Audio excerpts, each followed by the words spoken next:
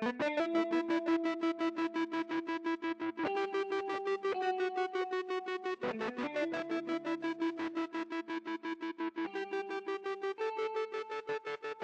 everybody, this is Bo. We're back in the Sports Lounge, man. And you know what? We're covering a lot of preseason sports from football.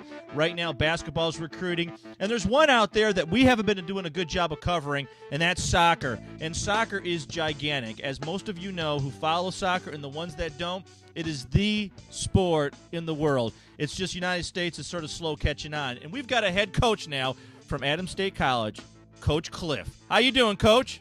I'm doing really well. Thanks for having me on.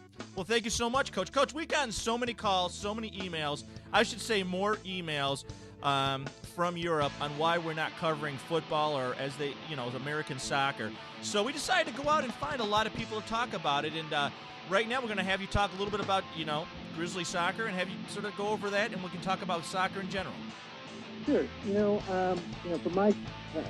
From an Adams State standpoint, we were blessed to take over the program here in April, and Adams State has a ridiculous athletic tradition. The men and women's cross country teams are ranked first in the country, and they've won the last four of the last 5 national championships on the women's side, and soccer and football has been successful. Wrestling, matter of fact, everybody's gone right now. At the national tournament, and we're trying to help our soccer program here at Adams establish that same type of athletic excellence that everybody else has. We've had a rough first year as we kind of grew and kind of helped take the program to maybe that next level as far as expectations go. And we're excited about the recruiting class that we've got. We've had a tremendous signing group. We added 23 freshmen this year. So a huge group, and we're excited about where we're going to take it and how we're going to be competitive here in the RMAC. I think the interesting thing about soccer that a lot of people don't know is how physical soccer is at all levels. I think we're so used to watching and I'm a big anti-NFL guy. I always call it the slowest sport on turf. I do like watching it, but at times it can be very lethargic, just sort of like Major League Baseball.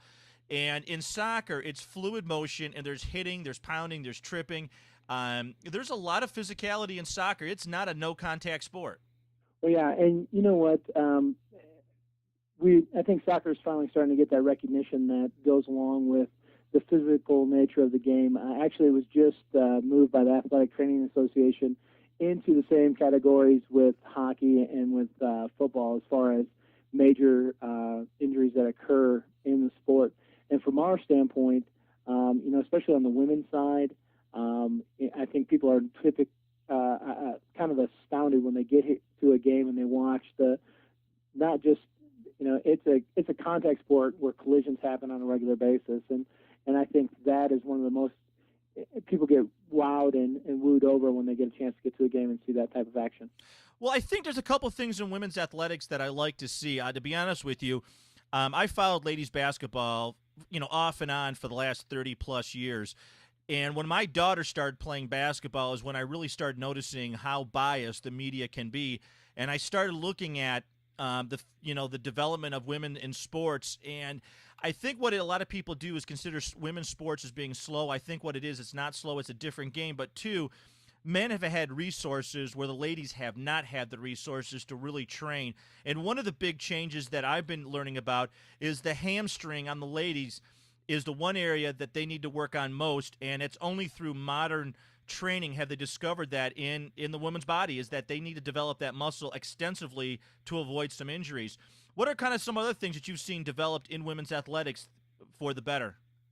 Well, you kind of hit it on the head there. The ACL prevention is probably the biggest thing. The most catastrophic injury that happens in women's soccer, for instance, is the tearing of your ACL. And we were doing that at a record pace here in the U.S., where they weren't doing it so much overseas. And so we've added a lot of, the old school speed training has kind of gone out. The way you do high knees and the way you do all those little warm-up exercises that maybe we all did as we grew up playing the game, but really never understood the why or the science behind it. And so now I think you've got a whole new generation of one, coaches, and then two, players who are growing up playing for those coaches where, we've looked at it and say, hey, you know what? We weren't really training you to use that muscle group effectively.